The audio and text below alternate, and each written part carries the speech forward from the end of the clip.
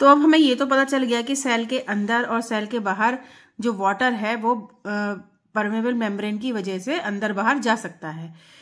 लेकिन अगर हम अपने प्लांट सेल को या एनिमल सेल को ऐसे वाटर के अंदर डाल देते हैं जिसमें कि नमक मिला हुआ हो या फिर शुगर मिली हुई हो, तब क्या होगा? तो इस कंडीशन को समझने के लिए हमें आगे पढ़ना होगा। One of the following 3 things would happen. तब यहाँ पर 3 थिंग्स हैपन होंगी। वो सबसे पहली क्या होगी? If the medium surround the cell has a higher water concentration then the cell, meaning that the outside solution is very dilute, the cell will gain water by the osmosis. That means कि अगर cell के बाहर water है वो dilute ज्यादा है तो वो सेल के अंदर चला जाएगा। ठीक है, किस प्रोसेस से? ऑस्मोसिस प्रोसेस से। Such a solution is known as the hypotonic solution. तो इस तरीके के सोल्यूशन को हम बोलते हैं हाइपोटोनिक सोल्यूशन। दैट मीन्स कि अगर वाटर इनटेक हो रहा है सेल के अंदर, प्रकार के जो सोल्यूशन होता है वो हाइपोटोनिक सोल्यूशन कहलाता है।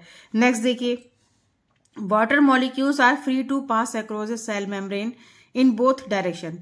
जो वाटर के मॉलिक्यूल्स हैं वो सेल मेम्ब्रेन के दोनों डायरेक्शन में मूव कर सकते हैं, but more water will come into the cell then will leave. लेकिन यहाँ पर सेल के बाहर का जो वाटर है वो डाइल्यूट है, यानी उसकी कंसंट्रेशन पावर ज्यादा है। तो अब जो वाटर है वो जाएगा सेल के अंदर।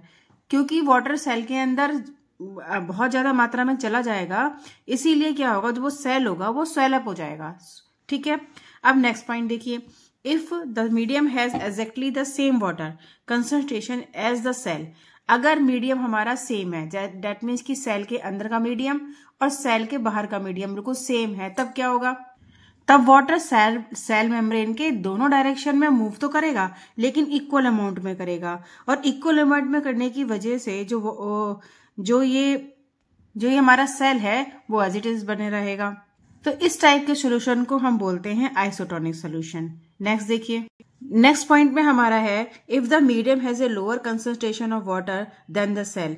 दैट मीन्स कि सेल के बाहर जो डाइल्यूट है वाटर का वो बहुत कम है।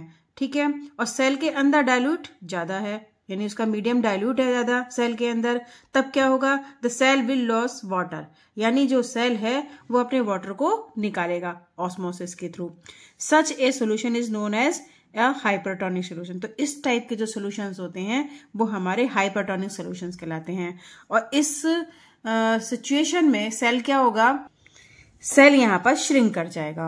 वो श्रिंक, जबकि क्या है, दोनों तरफ वाटर का मूवमेंट हुआ है, बट वाटर जो है सेल से बाहर निकला है, क्योंकि जो वहां पर वाटर के अंदर कंसंट्रेशन है वो बहुत ज्यादा है कंपेरेटिवली सेल के बाहर।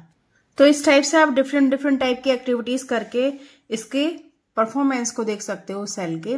अब आप देखिए, अगर हम किसी ड्राइड एप्रिकॉट को अगर हम वाटर के अंदर छोड़ते हैं तो क्या होगा? वो जो एप्रिकॉट है वो उसका सेल स्वेल अप हो जाएगा। बट अगर हम उसको सॉल्ट वाटर में छोड़ते हैं तो अगर हम उसको सॉल्ट वाटर या शुगर वाटर में डालते हैं तो वो श्रिंक कर जाएगा, क्योंकि अब जो है एप्रिकॉट के जो अंदर का वाटर है वो बाहर आना शुरू हो जाएगा ऑस्मोसिस के थ्रू, इसीलिए वो क्या हो जाएगा? श्रिंक कर जाएगा उस टाइम।